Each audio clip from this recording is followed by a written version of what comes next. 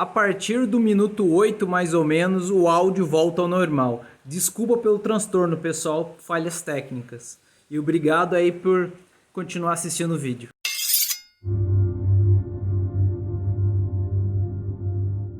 Oi, pessoal, bem-vindo a mais um SpalaCast. Eu estou gravando sozinho dessa vez porque o Lário tá lá empurrando a roda da dor. A gente achou que ele tava merecendo, né? Precisava ganhar um pouquinho de músculo, perder barriga. Então tá lá empurrando a roda. Bom, pessoal, hoje estou com dois ilustres convidados. Bom, vocês já conhecem ele de outros vídeos. Flávio Braga! É isso aí. E, menos importante, claro, Vitor Santos, do canal Metaforando. É isso aí. Então, a gente tem aqui um especialista de cavalaria. Não. Especialista, é o cara mais importante da história do mundo. Olha a situação que o consultor cara do History. já me colocou num ponto aqui. E o carinha do Linguagens Corporais lá que fica fazendo vídeos mentirosos Isso aí, cara. sobre expressões faciais. Por favor, senhor Santos, tá? Senhor Santos. Por favor, por Senhor favor. Santos, tá? Bom, eu trouxe aqui eles para conversar, né? Eles estavam interessados sobre a roda do Dor, né? Mas eu acho que a roda do Dor já está um assunto meio batido, né? Vocês acham de falar uma coisa, que tal sobre honra? Honra de guerreiro, Vamos de lá. cavaleiro, de samurai. Vamos nessa, cara. Vamos falar de honra. Só aquela ressalva inicial, antes que o jovem dinâmico da internet já venha com aquele textão. Mas a honra... Sim, vamos lá. Honra, a gente vai falar sobre muitas noções de contexto, tá? E lembrando, gente, eu tô aqui como pitaco, né, o que eu vou falar. Eu não sou professor de artes marciais, enfim.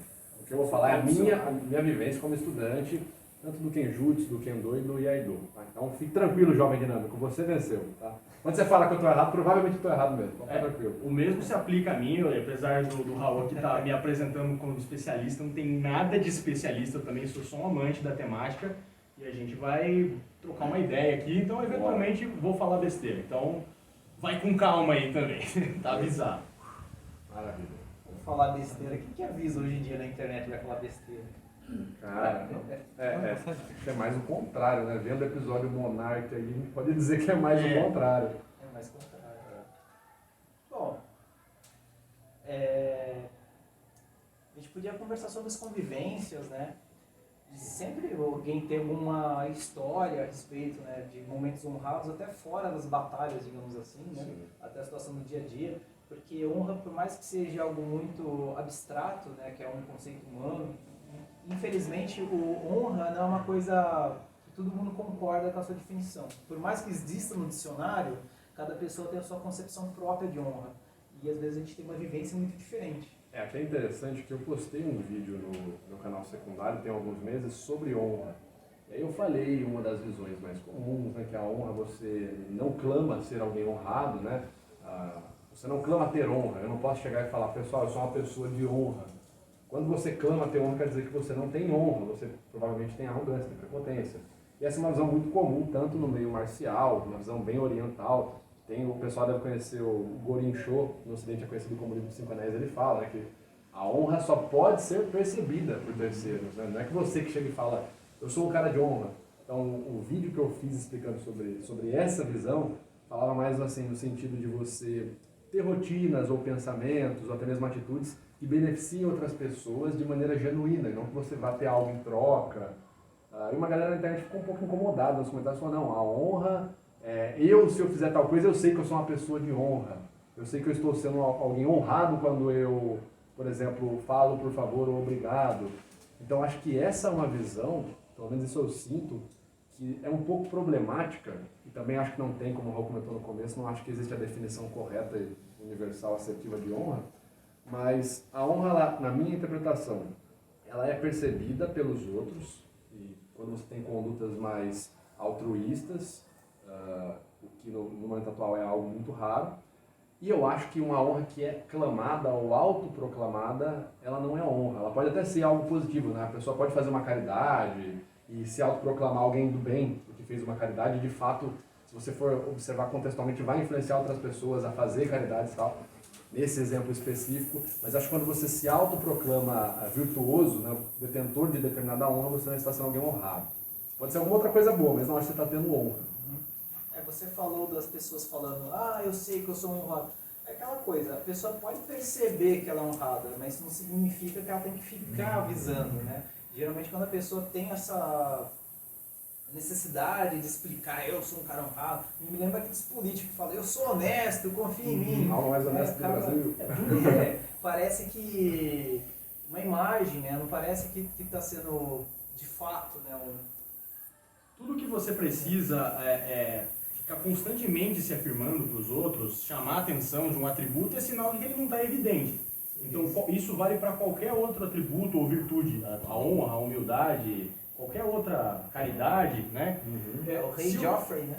Se eu sou obrigado a ficar o tempo todo falando, olha como eu fiz uma coisa boa, quer dizer, ela não foi relevante o suficiente para chamar a atenção de quem está ao redor e falar, olha, ele fez algo relevante, algo importante. Então, acho que esse é um sintoma, né? Exatamente do que o Vitor está falando, que se você precisa afirmar algo, porque ela não está resplandecendo. Né? Olha, falando sobre perceberem honra, né, ser uma coisa visível, e colocando no contexto de Cavaleiros, né, tem aquele o filme lá do Último Duelo. Não sei se vocês chegaram a assistir. Eu vi que teve uma polêmica que o diretor, não é isso que ele ficou meio bravo, que não teve uma divulgação boa. Mas enfim. Esse é mas aquele qual que filme é que a dúvida se foi estupro ou não, né? Sim, o filme tenta levantar essa isso dúvida. mesmo, mas eu não quero falar exatamente da história do filme. Tá. Eu quero comentar uma coisa que acontece no filme, porque o filme é baseado em fatos reais. Né? E tem, por exemplo, no caso lá, não o corno, digamos, o marido da mulher da... Esse cara não tem honra. Esse cara não tem honra. Não, é que muita gente chama, o corno, o marido não é exatamente corno, tá? Tá. Ele é o marido da vítima, tá? No caso dele, tem visões sobre essa mesma pessoa, porque ele é um cara, assim, muito visível na vida real, porque ele é um cara meio caipirão, meio bem cabeça antiga, assim, e tal, né? E ele é visto como um cara honrado, exatamente porque ele age daquela forma, ele segue virtudes e tal, só que ele é um brutamonte, sabe? E aí que tá, ele se vê como um cara honrado e ele acha que as pessoas olham por ele e falam, nossa, esse cara é honrado. E quando você vê a percepção de outros personagens, não é bem assim. As pessoas veem ele como um cara burrão mesmo, atrasadão, e o cara, dentro do momento eles acham que ele age como interesse, porque, por exemplo, ele casou, né, com a esposa dele, no caso, ela tem herança de terras, e ele vai lá e proclama, não, eu quero essas terras. Mas você não tem direito a essas terras, porque essas terras foram prometidas para tal pessoa. Não, mas eu sou casado com ela, eu devia ganhar essas terras. Então ele acha que é uma questão, não honrado, mas digamos assim, é questão... Ele tem o direito àquilo, então ele vai lutar por aquilo porque ele acha que é o certo. Entendi. E não por interesses, mas as pessoas veem como interesse. Uma coisa que eu acho bacana falar sobre a honra é tentar chegar na questão. Uma questão que, inclusive, ela vai para dois lados. Se a gente consegue reduzir a honra a componentes minimamente observáveis de maneira universal, ou se a gente só pode falar de honra em contexto cultural, avaliando apenas o contexto, sem qualquer outra possibilidade. Cultural, social, você fala. Cultural, social. Então a gente tem duas vertentes opostas, né? Como que eu posso tentar trazer uma contribuição para esse diálogo? Vamos lá. A honra, né, como eu tinha comentado agora há pouco, se você for observar, você pode virar e falar, bom, a honra é um construto social, talvez que tenha tido sua ascensão ali na Grécia Antiga, dentre várias outras questões como a democracia, como a oratória, enfim, a retórica, e a honra entraria imbuída ali nesse mesmo período. Então seria algo contextual que a gente só pode falar observando sobre quem está falando, em que momento está falando. Eu acho que isso é uma vertente e a gente deve abordar bastante ela. Estava até conversando nos bastidores aqui com o Flávio sobre isso. Mas, se a gente for parar para observar, a gente sabe que existem manifestações comportamentais dos seres humanos, muitas delas são altruístas, que podem sim ser associadas a comportamentos universais. Aí que entra a situação. Se você pega as pesquisas das emoções, a gente sabe hoje, dentre várias análises, várias pesquisas nos últimos 100 anos, pesquisas cross-culturais, que existem algumas respostas emocionais específicas para gatilhos específicos. Seriam gatilhos universais. Por exemplo, na maioria das culturas orientais, ocidentais, culturas não letradas, a perda de um filho é um gatilho universal de tristeza. Então você vai ter todo um comportamento que vai se seguir após a sua emoção de tristeza ser ativada depois que você perde um filho. A perda de um ente querido, um pai, uma mãe, mesma coisa.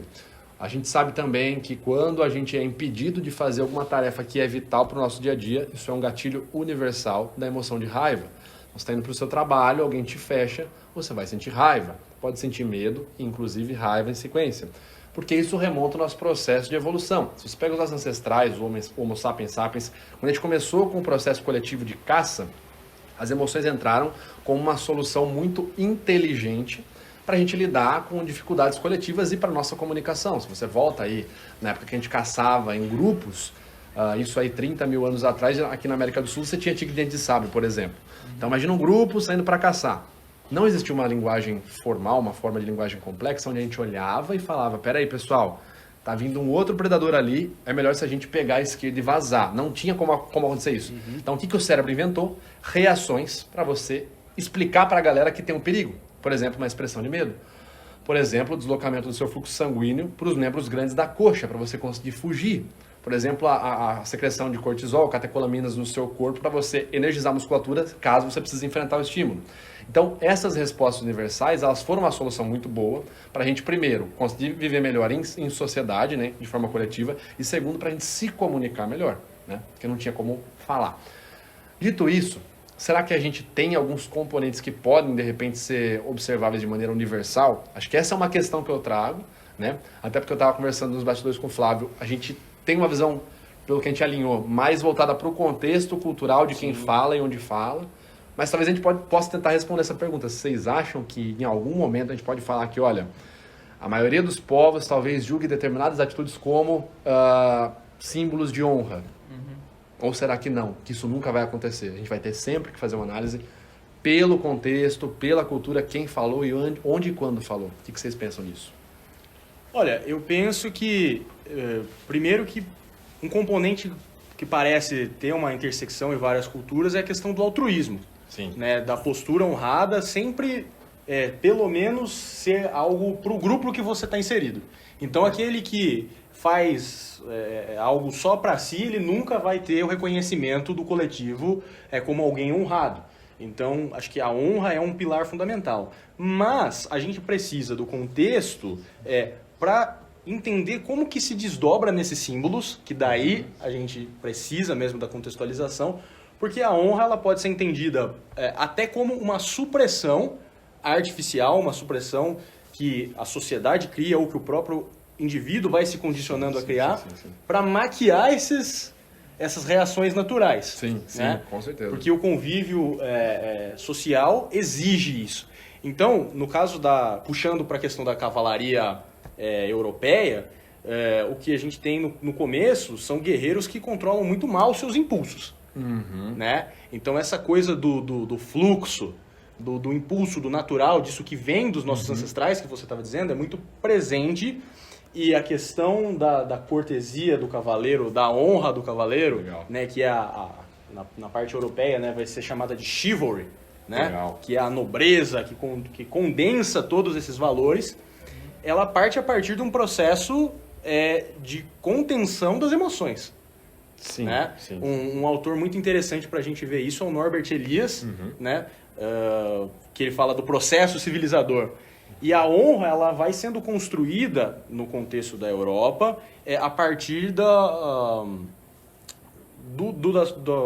controle das emoções e dos costumes. Legal. Então, ao mesmo tempo que se começa a pensar sobre...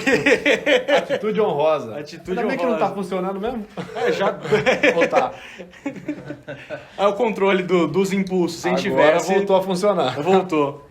Mas é simultâneo praticamente essa questão da moralidade com costumes à mesa, Sim. com não comer no prato separado. Então a contextualização existe, mas ela está também associada com o processo de controle das emoções. Legal. Então, aplicando isso para a guerra, qual que é a reação natural do ser humano num confronto? É o congelamento ou a fuga. É o FFF, Freeze, Fight or Flight, Certo? Então, todos os códigos que eles vão sendo criados, todas as doutrinas militares e depois religiosas que vão se associar com a doutrina militar, ela tem esse sentido de controlar a reação natural. Sim. De falar, não, você não corre, você permanece.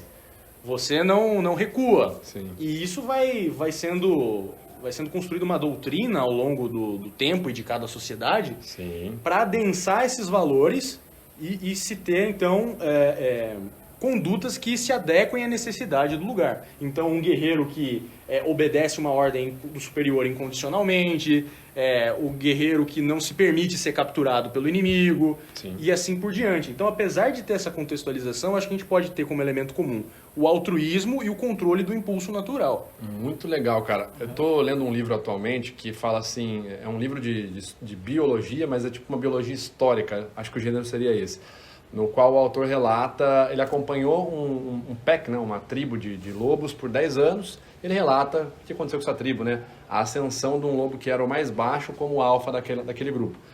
E aí você vê alguns comportamentos muito parecidos com os seres humanos, por exemplo, organização de ataque, coordenação de ataque, a expansão territorial. Muito engraçado, os lobos têm uns comportamentos muito parecidos com os seres humanos. Então eles fazem ataques, por exemplo, eles fazem cerco num ninho, eles esperam um outro grupo entrar na época de fecundação, enfim, né, mating, eles falam. Quando esse grupo faz um ninho, eles cercam o ninho para matar quem está lá embaixo de fome e aquele grupo se render e agregar esse nosso grupo, entendeu? Então é muito bacana você ver coisas que a gente já faz. Só que em contramedida, tem comportamentos que a gente observa também acontecendo, que são repudiáveis, mas que é muito comum nos lobos. Por exemplo, um ataque sexual. Muito comum. Um lobo macho, ele, inclusive em muitos contextos o alfa acaba fazendo isso. Ele olha uma fêmea e ela pode estar com o parceiro reprodutor dela, ele subjuga o parceiro e fecunda a fêmea na frente do parceiro macho dela. A gente sabe que isso acontece também, né? Dá pra falar que não acontece. A gente está inclusive num momento atual, um contexto de guerra acontecendo no leste europeu. Sim. Mas eu acho que entra muito do que você falou e até mesmo uma visão que eu acho que eu tenho sobre a honra, talvez seja uma visão menos romântica, mas é tratar a honra como um negócio, ou seja, uma tentativa, né, uma institucionalização, um livro de regras para a gente ter uma sociedade mais saudável. Sim, com certeza. Entre aspas, mas é uma visão que eu tenho. E aí fazendo uma comparação antes do período, por exemplo, do romantismo, que a gente vai ter no romantismo essa presença das emoções estruturadas, a gente vai ter as disciplinas e as instituições também para orientar o indivíduo, pegando o livro do Musashi, né, o Gorinsho, o livro dos 5 Anéis. A honra na visão do samurai, ali naquele contexto, é ficar vivo. Basicamente é essa a honra dele. Tanto que tem uma passagem do Musashi, eu acho que é no livro do Fogo, que é o livro sobre combate. Ele fala, bicho, não tem isso aí não, de bater com, usar só uma mão, porque falava muito sobre isso, né? O samurai ele tem que ter o controle numa mão só, ele não pode nunca usar as duas. Ele fala, se precisar, você usa pedra, bastão, Sim. taco, taca areia na cara do cara, você tem que ficar vivo. Né? A honra, na visão do guerreiro nessa época, era voltar vivo para casa, para a esposa, para a mulher. Sim. Até porque se a gente pega alguns contextos de invasões, por exemplo, dos mongóis, você vai ter regiões ali que, de fato, eu não posso lutar de maneira comedida, de maneira cortês, porque esse cara, se ele me matar porque eu estou fazendo firula com uma mão só, ele vai me matar, vai para minha casa, vai estuprar minha filha e minha esposa. Exatamente. Né? Então, acho que entra muito essa questão da gente analisar quem falou, quando falou e falou para quem. Né? Sim. Sempre tem um contexto, né, quando se fala em honra. Aliás, quase tudo, né, você tem contexto, né? Eu acho que tem que contextualizar tudo. Sim, mas no caso, por exemplo, você está falando da luta, né? Eu já vi muita gente fazendo um paralelo mesmo, quando fala em duelo, luta honrada, né? É que tem várias coisas, Mas tem o duelo, tem a guerra. Então, né? são Tem uma situações emboscada. diferentes, né? E eu acho que o pessoal deturba... eu esqueci a palavra. O pessoal interpreta de qualquer forma, na verdade, a honra é uma coisa muito pessoal. Então eu vejo quando o pessoal fala tipo de luta honrosa, né? O pessoal viaja muito na Fair maionese. play, né? É o fair play de É o hoje em fair dia. play. Viaja muito na maionese. Eu vejo isso principalmente quando eu lembro do Surge Play, a galera falava, fulano luta sem honra. Eu falei, mano, os dois estão lutando com espadas de espuma. Entendeu o sentido? Tipo, e como que o cara vai ser honrado? O cara vai jogar areia no olho do outro? Não vai. Entendeu? É porque não aceitar golpe. Sei lá, cara, é alguma coisa que você já tá meio, como posso falar, você já tá no meio. Eu acho que eu volto para o que o Flávio falou, o altruísmo, né? Quando a gente percebe que a pessoa está tendo um comportamento altruísta, e aí a gente percebe, né? Porque essa frase pode ser problemática. Tá, a gente percebe como? Vamos lá, talvez aqui eu tenha que fazer um apelo para o senso comum. Quando a maioria das pessoas, num contexto que possa ser observado como minimamente imparcial, percebe determinada atitude como altruísta ou como não egoísta ou não totalmente egoísta, talvez quem está interpretando errado, que talvez esteja com uma interpretação errada mesmo. Né? Porque, cara, é aquilo. A gente tem que voltar para falar do contexto. No começo da Segunda Guerra Mundial, o Papa abençoou as tropas nazistas. Alguém ali naquele contexto achava que eles não tinham honra em fazer o que eles estavam fazendo? Acho que o extremo contrário. Né? Acho. Quando se fala em Segunda Guerra Mundial é complicado, porque o pessoal só tem a visão do final. Sim. O pessoal tem que entender que o começo é uma Alemanha pobre, uma Alemanha sem nada. E o Hitler, diferente. querendo ou não, dá para a Alemanha minimamente o que ela quer no começo. Ele dá uma virada na economia no começo, enfim. Então acho que fica difícil a gente falar, tá, e como que a gente percebe que o cara tá agindo com honra? Você tem que ter, na minha visão, um contexto que seja minimamente imparcial. Daí que vem aquela ideia que eu falei agora há pouco da institucionalização do negócio, né? Então, a gente tem juiz, por exemplo, no futebol. E esses juízes estão operando segundo um código que foi elaborado por outras tantas pessoas, que esse código tem o objetivo de cumprir minimamente, pelo menos a imparcialidade, né? Então, é aquela coisa, no mesmo jogo de futebol, um cara pegar a mão e bater a mão na bola, pelo time do cara, pela torcida, se você vai na torcida e pergunta para 20, pô, teve honra? Talvez os 20 falem, teve, claro que teve. Pô, os caras estão vindo aqui, humilhando, blá, blá, blá. Você vai na torcida do adversário e fala, teve honra? Eu falo, claro que não. Porque não sei o que. Se você vai falar pro juiz, teve honra, o juiz vai falar, cara, não sei se teve honra, mas foi falta. Então, assim, eu acho que você só falar assim, pô, todo mundo fala que foi honrado. Acho que pegar o volume não é não só é uma vertente bacana. Então a gente tem que ter um contexto minimamente imparcial. E para tentar ser mais chato possível, ter algum critério, algum livro de regras que já tenha, a pessoa já tenha pensado isso e elaborado isso antes. Falando no contexto de esportes, tá? Essa é a minha visão de combate, duelo, enfim. Então, nesse caso, a gente pode até determinar que honra, além do contexto, também tem a questão da regra de conduta para aquela situação. Do ambiente situacional, claro. Então, por exemplo, vamos falar de cavaleiro. O cavaleiro honrado vai depender da época, o que era honra, o que era estabelecido como honra, como era visto, né? As próprias cruzadas, né, são bem controversas, né, quando a gente pensa motivação, teve um envolvimento religioso, justificar certas ações que tinham várias vezes intencionalidades políticas em nome da fé. Então, quando a gente vai falar em honra nesse sentido, é bem delicado. Mas, eu acho que um ponto interessante que o Vitor trouxe é a questão do código como um contrato. É aquela história do contrato social. Então, dependendo do campo que a gente está jogando, e esse campo pode ser não só um campo de esportes, mas o campo familiar, o campo político, o campo da guerra, a gente faz um contrato e espera-se que se cumpra esse contrato. Perfeito, cara. Qual é o impulso? É o quebrar o contrato. Esse é o natural do homem. Esse é o natural. Então, assim, voltando lá para os contratualistas, né, o homem da natureza, em estado de natureza, livre, e o homem que tem o contrato social. Eu acho que essa ideia ela é interessante também para a gente avaliar isso, e eu volto, por exemplo, que você trouxe do swordplay. É interessante o controle do impulso nesse sentido, porque o cara que está perdendo, ele tem alterações fisiológicas nele, que impulsos naturais que o levam a querer agredir o outro, a burlar a regra, mas ele tem, por outro lado, uma coerção social que tem desde criança, de que, olha, você tem que saber se inserir no espaço que você está, senão você vai ser excluído dessa sociedade. Exatamente. Então, quando ele entra para lutar o swordplay, que seja, ele tem já isso incutido, gravado na cabeça dele, de que ele tem que seguir um certo padrão. Então, e de novo a gente entra numa linha tênue, né? Até que ponto ele faz isso por respeito ao adversário ou por medo da coerção da regra? Sim. De ser expulso da partida, de ser mal visto pelos colegas. Sabe, por exemplo, isso é muito bacana porque entra numa visão muito cultural. O Kendo, hoje a gente sabe que o Kendo ele seria ali o caminho da espada. Ele é muito mais uma questão filosófica. Quando você faz treinos de Kendo, é muito interessante a filosofia do que uma arte de guerra. A arte de guerra seria o Kenjutsu.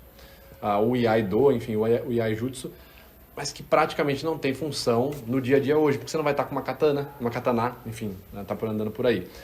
Mas tem umas questões do Kendo que elas são muito interessantes e é uma questão que ele levantou muito boa, que é assim, cara, até que ponto isso é institucionalizado ou vindo do cara em si? Por exemplo, no Kendo não tem comemoração.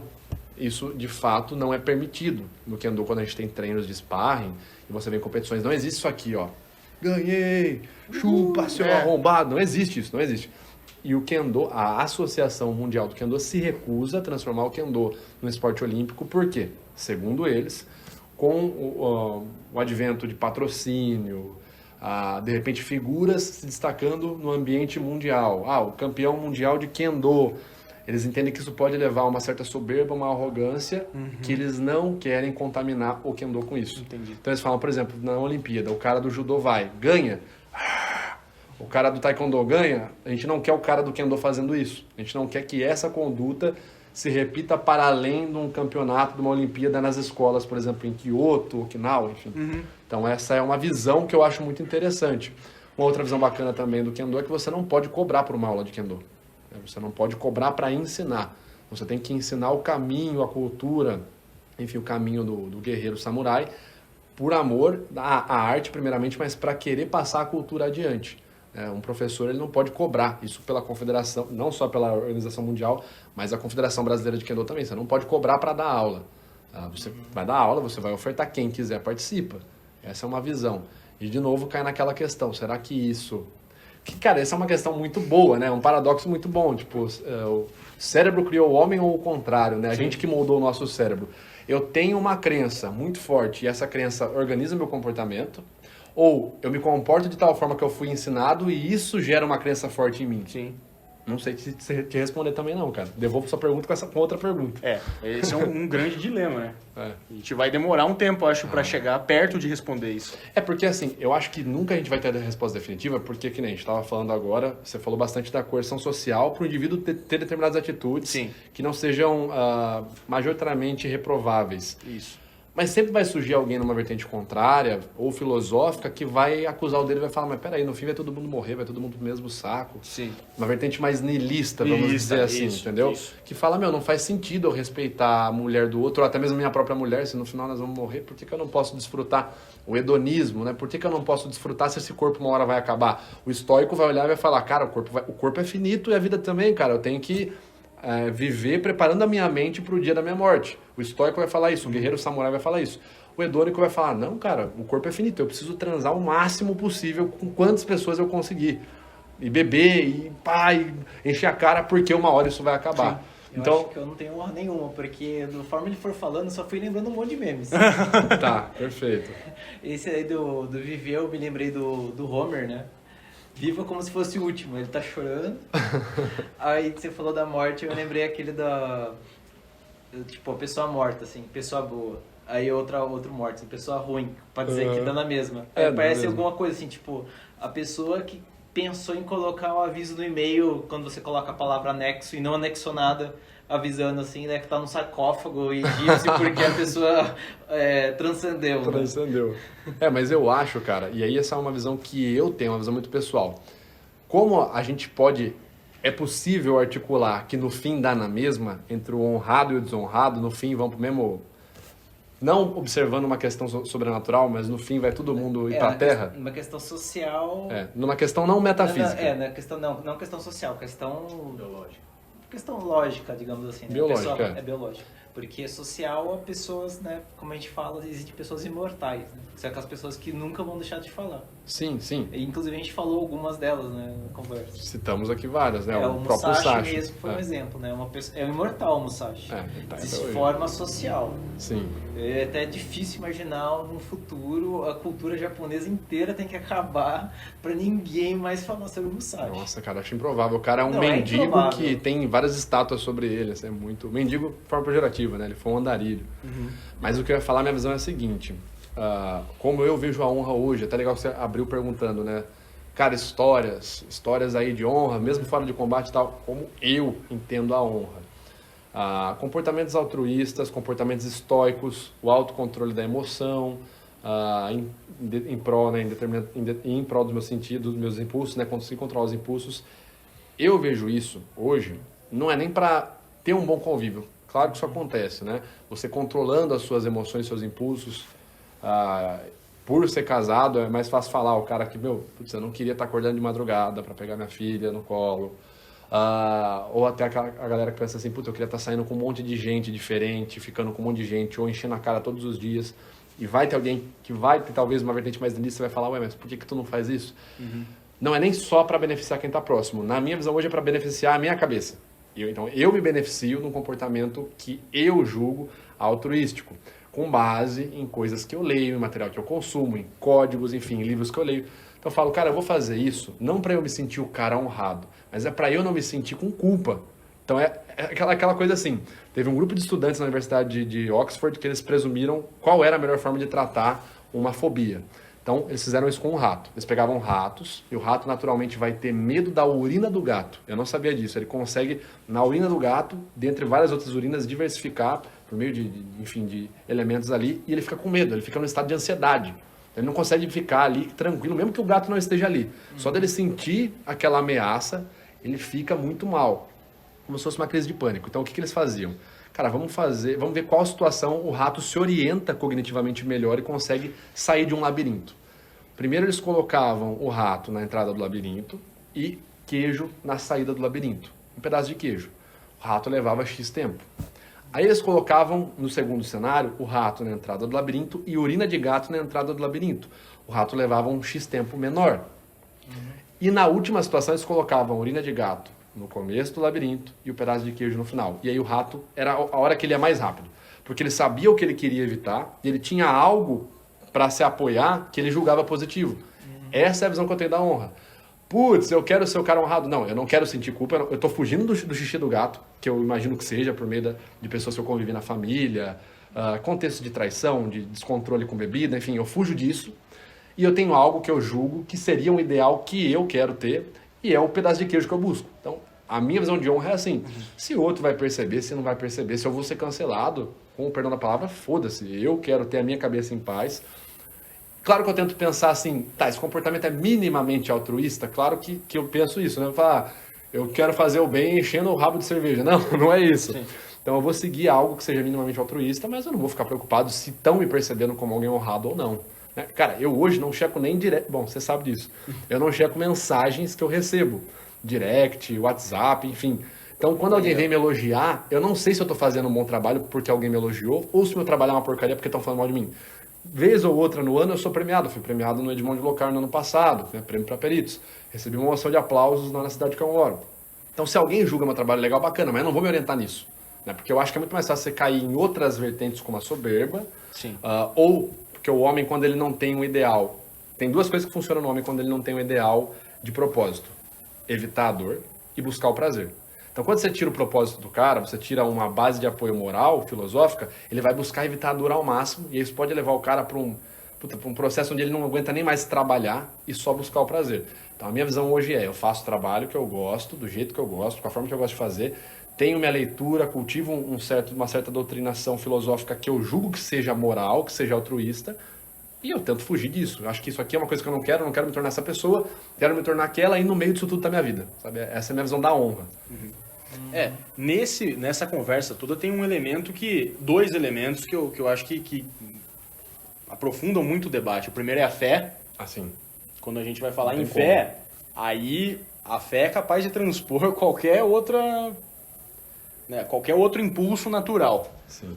Então, assim, a própria questão puxando para a cavalaria de novo, um ícone da história da cavalaria, o que foram os Cavaleiros Templários, eles tinham uma regra que foi escrita pelo Bernardo de Claraval, São Bernardo de Claraval, Legal.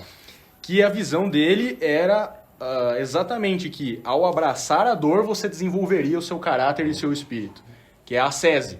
Então ele põe uma regra que o Cavaleiro Templário, como um monge, que todo templário era um monge, né? Ele faria restrição do consumo de carne, ele praticaria jejuns, ele dormiria no chão, ele vai comer no mesmo prato do outro, ele não pode dividir o carro, ter mais de 2 cavalos. Soberba, como o Vitor falou. Exatamente. Bastante, né? Então, você gosta dessa palavra, né? Soberba. Soberba Acho que eu sou, né? Sei lá. mas é isso. Então aí a fé é um elemento de convencer a pessoa, inclusive, de superar esse impulso natural de fuga da dor. E ele é bastante impressionante. E o segundo elemento, que quando a gente vai falar de honra também, é a questão do legado. Que daí você estava falando, né, de, poxa, até hoje o cara é lembrado. Sim. Né? E é isso, às vezes as pessoas também querem ser lembradas pelos seus feitos, e isso move também e molda a sua conduta. Então, voltando a falar na questão das regras, né, e da ambientação social, no meio que você vive, você tem certos prêmios que só faz sentido pro meio que você vive. Então, apesar de não ter uma comemoração explícita no Kendo ou uma premiação, com certeza tem destaques internos que façam sentido dentro daquele grupo. Prestígio, né? Prestígio a seu modo, né? Então, você ganha uma Tsuba do seu sensei, você ganha uma Saya, e isso é o ápice, cara. Você fala, cara, são reconhecimentos, quer dizer, tem os seus prêmios, dependendo de onde você está inserido. O respeito, né? Eu acho que já é o maior prêmio nesse caso. Né? Isso. Sim.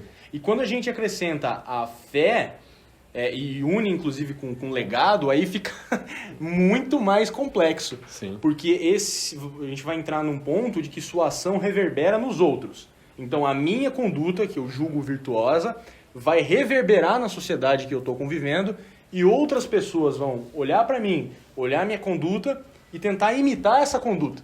Sim. Então, a partir do momento que eu me preocupo, que eu tenho, aí volta no altruísmo, a preocupação com o outro, eu posso balizar também a minha conduta para que eu só motive os outros com coisas que eu considero positivas. Sim. Então, é o pai que não quer fumar na frente do filho, porque ele não quer que o filho adquira um mau hábito, porque ele considera um mau hábito e não quer que o filho reproduza. É o professor de esgrima histórica que não vai querer esculachar um aluno ou vai dar um golpe que é fora da regra na frente dos outros, porque ele não quer que a imagem dele, que o legado dele para os seus alunos seja de alguém que esculacha os estudantes. Entenda isso, viu, Vitor? Ah, sim, pode deixar. Com certeza. E aí, isso no campo da fé, que o sujeito ele acha que a alma dele vai prevalecer e que ele pode submeter o corpo ao desconforto, a visão social, às vezes até de exclusão. Então ele é capaz de se apartar da sociedade para viver em isolamento ou para praticar uma ação que não é tão bem vista porque foi demandado pela fé. Isso ganha uma dimensão muito mais complexa, né? Então, aí a honra ela vai se desdobrar no campo da moralidade em várias outras virtudes ou várias outras percepções, porque a gente pode entender honra como alguém que mantém sua palavra. Então, eu disse que eu vim aqui hoje e de fato vim, então fui honrado, em tese. Não sei. Ó, tá clamando honra, né? Suspeito. Mas esse é o nosso contexto, digamos assim, Brasil... Sim. Digamos assim, descendente europeu, sim. porque esses são os valores que a gente tem hoje. Poderia... A gente entende que honra seja alguém que arca com as palavras, né? Sim. Mas pode ter outros povos que têm um contexto diferente. Sim, total. Com certeza. Outro possível desdobramento seria resiliência, alguém que não se abate perante a pressão. Então ele está num momento de adversidade e ainda assim se mantém dentro da regra. Né? Então esse é segunda possibilidade. Teria também a questão de elevar o altruísmo para um ponto da caridade.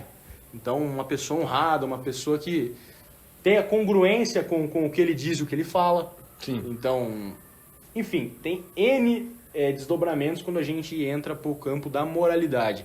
E toda vez que isso vem associado com a fé, que é o ponto de que posso deixar aqui minha mortalha aqui, né, o meu recipiente da alma e isso vai prevalecer, toda a equação é modificada. Então esse é um elemento que a gente tem que levar em consideração também, inclusive para avaliar o contexto sociocultural. É um dos caras que mais fala, na minha visão, que eu gosto muito de ler sobre uma vida de abnegação, né? É o Santo Tomás de Aquino. Quando ele fala para você, tem um livro dele que, se eu não me engano, é sobre a felicidade. Eu posso estar enganado, acho que é dele. Ou é do Aquino ou é do Epiteto, que agora mistura tudo. Mas porque o Aquino também fala de felicidade, fala de dor, fala sobre a mentira. Exatamente como o Flávio falou. Bom, já que vai ficar aqui a mortalha, se a gente colocou a fé como um elemento nessa equação, peraí, cara, não é que não acaba aqui. Não acaba aqui. Né? E quando você coloca o legado, então, de fato, não acaba aqui.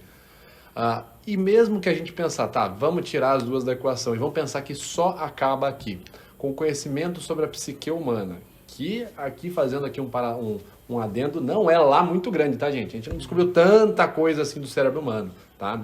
Pode ficar calmos aí. E com certeza eu não sou o ápice aí, o expoente da psicologia. Mas o que a gente entende é que se você leva uma vida onde tudo é passível de ser criticado e nada nada tem realmente significado, ou não há significado em ter significado. Quando você segue uma vida nesse estilo, o próprio Nietzsche, cara, você vê como que termina, né? O Nietzsche terminou louco, enfim, louco mesmo, né? Não é... De fato, ele terminou com problemas mentais gravíssimos, numa solidão absurda.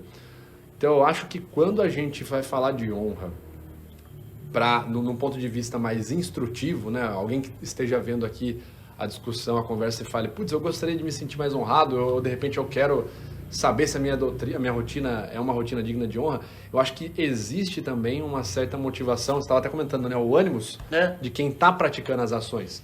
Porque se você só praticar para receber elogio, se você ler um livrinho lá, Código de Honra do Sir Thomas Lemuel, né, tem o livro do Ethan Hawke que fala do Sir Thomas. Se você praticar o que está ali só porque está escrito num livro de um cara que foi cavaleiro, Se torna vazio, né? se torna vazio. E aí você fala, putz, estou buscando a honra. Não, você tem que, talvez, né, creio eu, de fato querer ser uma pessoa mais altruísta. E, cara, a vontade de ser altruísta para chegar numa vida de honra, eu acho que ela é uma questão de vivência, né? Você vai passar por contextos onde você vai ver injustiça, ou você vai se sentir injustiçado, vai passar por contextos de abusos, não só o abuso físico, o abuso psicológico. E acho que isso desperta na gente, e aí entra a reação natural do homem, que eu acho que é um elemento chave para a gente chegar no processo de racionalizar nossas ações, quando isso de fato é cientificamente validado. Quando a gente presencia eventos de injustiça, a emoção universal é a raiva. Então, quando você observa uma coisa que te faz sentir injustiçado, e você canaliza a raiva em atitudes que vão beneficiar outras pessoas para que essa injustiça não se repita, eu acho que você está tendo uma atitude honrada, né? Eu acho que você está buscando, de fato, ter atitudes que vão ser vistas como honradas, como foi comentado. Se você estiver fazendo isso em prol de uma fé, e quando a gente fala fé, pelo menos para mim, não é só na questão do cristianismo, né? Acho que a fé, realmente acreditar em algo sem ter as evidências materiais para isso, né? Uma crença em algo metafísico, e pensando no legado, eu acho que você consegue, palavra aí dos jovens, transcender. Acho que essa é isso aí. A visão. A honra geralmente ela é muito levada na cultura pop, em filmes, em séries assim, em livros, histórias em geral, né? Você percebe que eles sempre colocam a honra como algo acima do corpo, né? Quando você falou da mortalha, você falou da fé, eu fico pensando nisso porque sempre coloco, por exemplo, um espião. Ele prefere morrer sem dar informação. Aí você fala, nossa, mas ele tem fé? Não, ele tem a honra do espião, digamos assim. Mas é por quê? Por causa do contexto social. Sim. E ele acredita na causa. Então ele prefere, digamos assim, morrer do que prejudicar o grupo dele, a nação. Daí depende da história, né? A crença que a versão é boa, a crença que a filosofia sociopolítica do grupo para qual ele está trabalhando, né?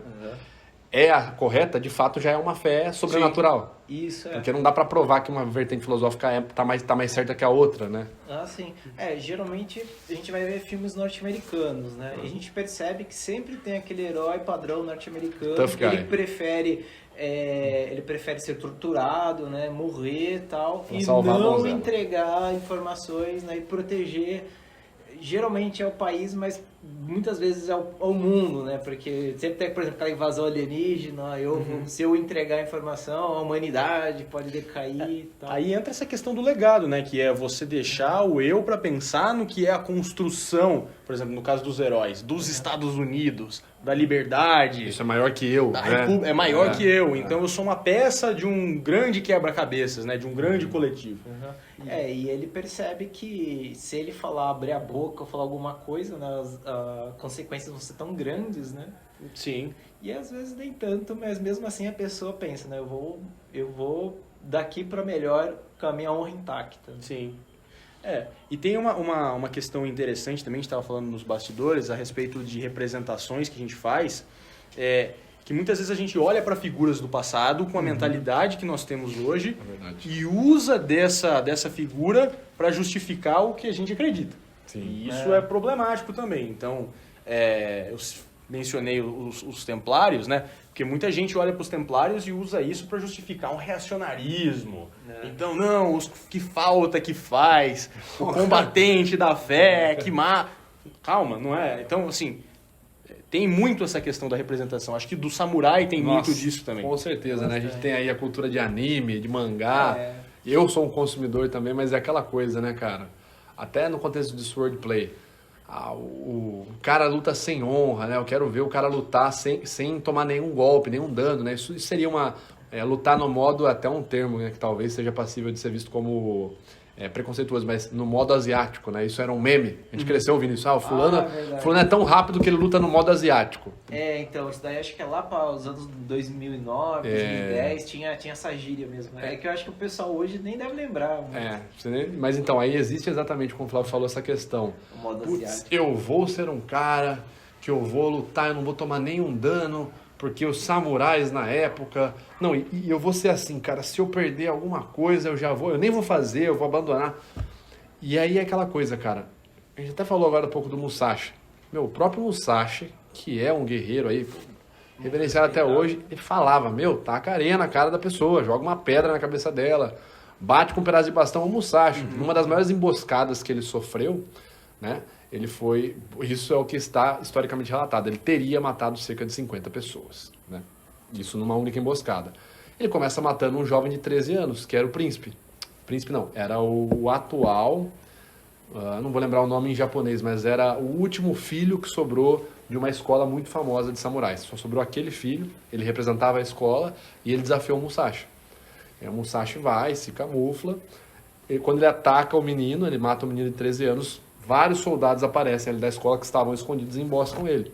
É quando ele tem, inclusive, um golpe muito feio na perna que vai, depois de muitos anos, comprometer a saúde dele. Mas, cara, se o cara que foi o cara fala pra gente, joga areia, como que hoje a galera vai virar e falar, não, tem que ter honra?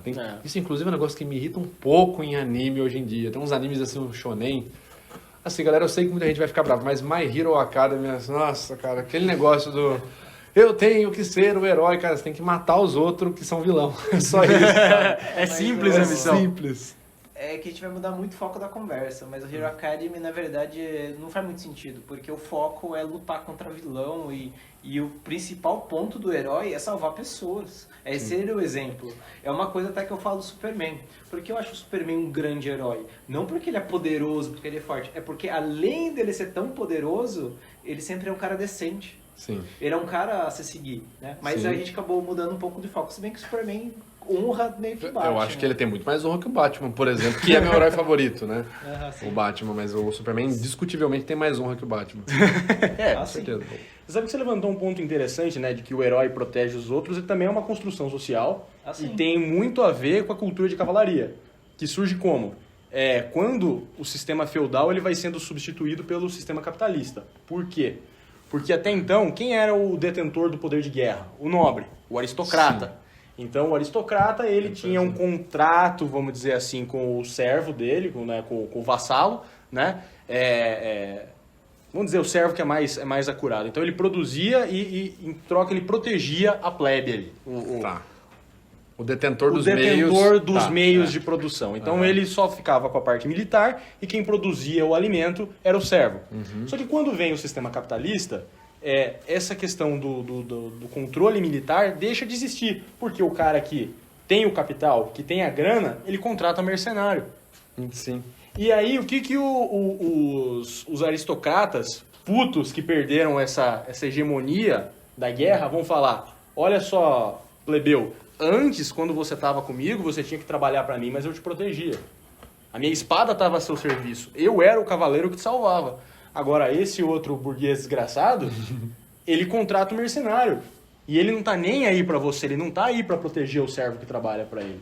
Então a gente era muito melhor. Claro que isso é uma representação, mas essa representação ela vai reverberar na literatura, nos contos, nas novelas de cavalaria, depois no romantismo, quando isso vai ser revisitado. Sim.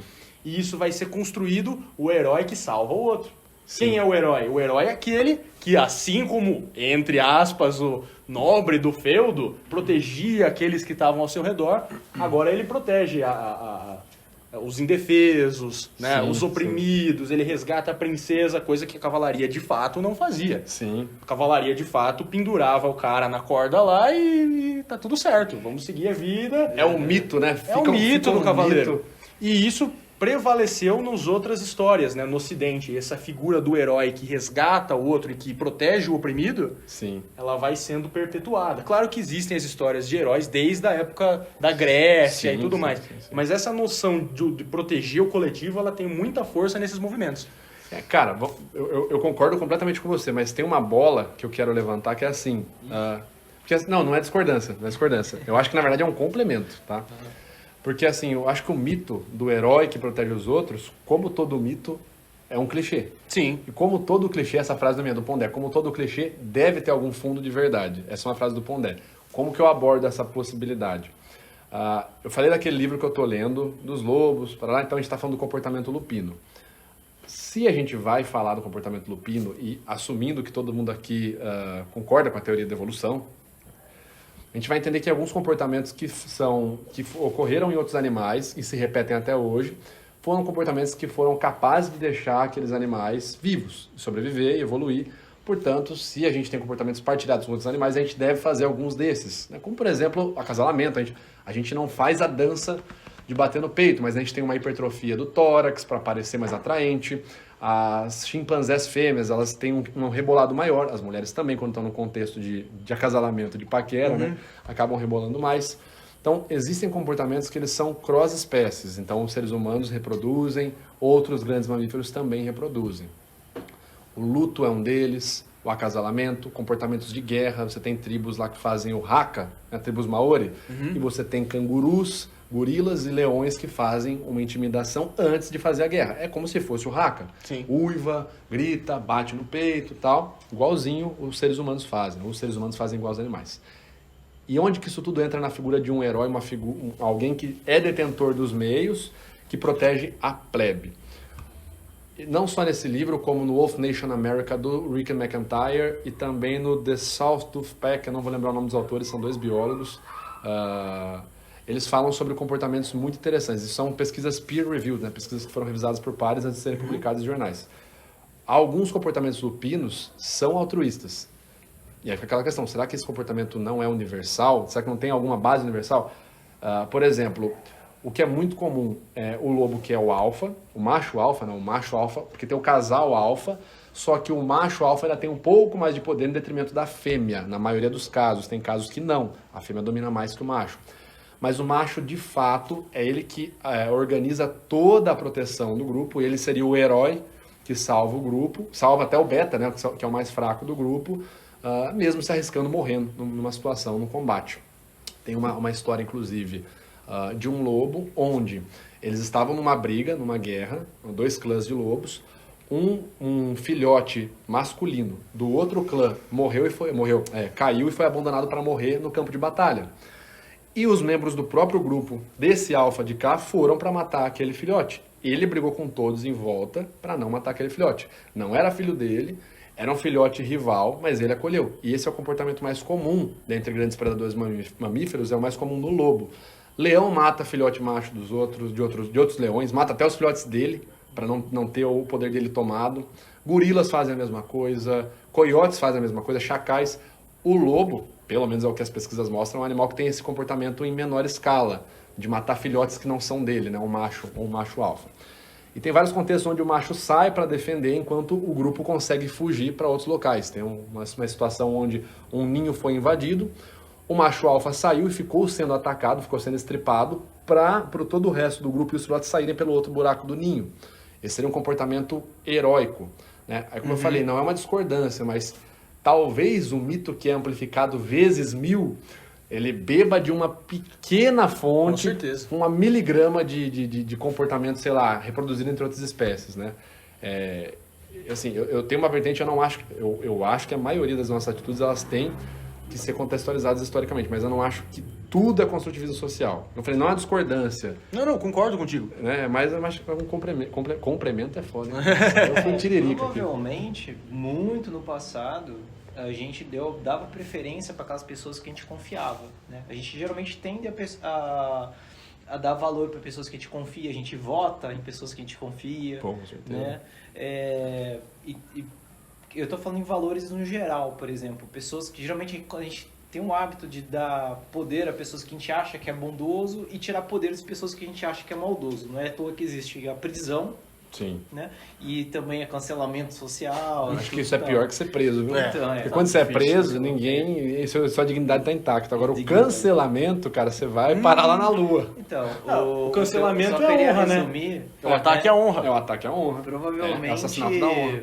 É isso aí mesmo. Provavelmente no passado, né, quando os humanos eram poucos, né, provavelmente esse tipo de comportamento benéfico, altruísta, em grupo, provavelmente foi algo que fez a gente, digamos assim, prevalecer. Com certeza. Por mais que exista ainda comportamento egoísta nos seres humanos, a gente tende a reprovar.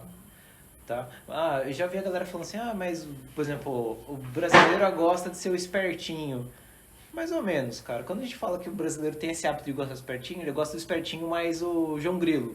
Sim. Que é o cara que é pobre, ele é espertinho, mas ele não é totalmente egoísta.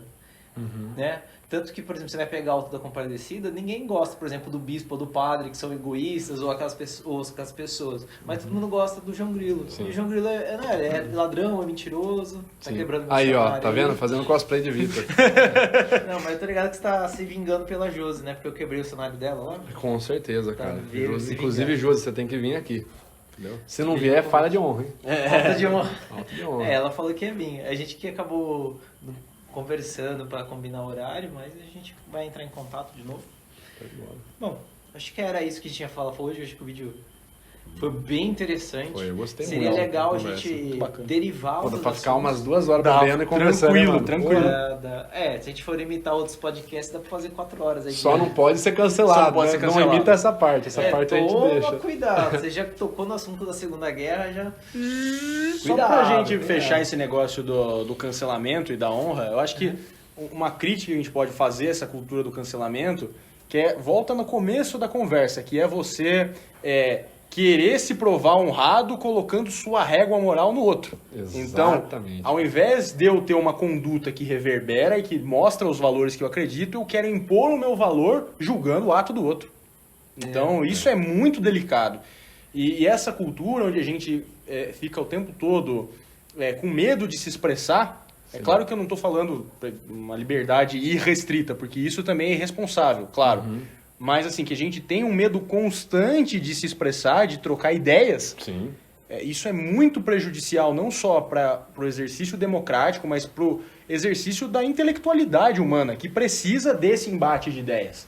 Né? Então a gente vive hoje que a gente está falando sobre honra com medo de ser cancelado. Né? Então, A gente abriu com isso, né? A gente abriu falando com isso, é. estamos fechando com isso. Né? Eu lembrei até quando eu falei do Superman, né? Quando ele fala que ele vive num mundo de papelão, né? Que ele tem que estar contendo a força dele. A sensação é essa, né? A gente tem que conter o que a gente pensa, as nossas opiniões, porque a gente pode ofender outras pessoas sem querer, né? A gente Sim. pode acabar magoando. Inclusive, os jovens hoje estão cada vez mais ansiosos e medrosos. E tem uma grande relação, né? Quando você não consegue se expressar, a gente não está falando ser uma pessoa ofensiva. Né? A gente está falando sobre se expressar mesmo. Discordar, que nem eu apresentei uma ideia que não era totalmente concordante com a dele. Beleza. Tudo certo. Não foi uma ideia discordante, mas também tudo certo. Quando você não consegue apresentar ideias ou discordar, enfim, o seu poder de retórica diminui muito, você se sente cada vez mais acuado e o seu poder de interpretação, argumentação, organização lógica de ideias, cara, você vira uma madeira, sabe? Você não consegue pensar, você vira o Planck do Dudu e Edu. Planck. Exatamente. É isso. Saudoso Essa- Saudoso Planck. Quem pegar essa referência aí viveu a boa época Essa da TV é brasileira. verdade. Não se faz mais Não se faz desenho, nessa como época. é verdade. Essa foi a Esse época desenho de era bom. ouro, né? Foi. Bom, pessoal, vamos lá fazer a luta pela honra? Vamos. Bom, a gente não vai gravar a luta deles, tá? Mas vai ser a luta por honra aí, com as espadas. Eles o Vitor tá falando aí que o Kendo é melhor, o Flávio não falou nada, mas eu vou fingir que ele falou, tá? Que ele Eu falou tô, que a tô pagando de histórica humildão é- aqui. Samurai não asiático. A gente vai ali na arena e tirar isso a limpo, tá bom? Bora. Pessoal, quem perder vai lá ajudar o Lion a rodar a roda da dor, tá? Meu Deus do céu. É isso, então. Isso. Valeu. Tem alguma Valeu, coisa? pessoal. Então, por favor, compartilhe o vídeo, curta o canal, por favor, comente e dê sugestões, tá? Quem que vocês querem que a gente chame aí? A gente vai chamar a Josi. A gente nunca mais vai chamar o Vitor, porque o Vitor já deu, né? O Flávio tá convidado sempre, né? Eu. O Flávio é o especialista aqui. Não é especial, o cara insiste com o especialista. Cara, vocês tiveram a mesma referência. To- tá? toda- Latino-americana. Não, toda vez que o cara fala referência, ele te coloca um peso de uma tonelada em eu cima, né? sei, eu sei, não, o cara. especialista. Meu Deus. Não. É muito difícil você ostentar o título de especialista não, também. não, Com grandes poderes. Especialista Flávio e qualquer pessoa, senhor Santos. Eu prefiro muito isso. É. Prefiro ser chamado assim. Não, com grandes poderes vem grandes responsabilidades, né? Já Bom, diria pessoal, o tio Valeu, Ben. então. Tchau, tchau. Valeu, obrigado. galera. Falou.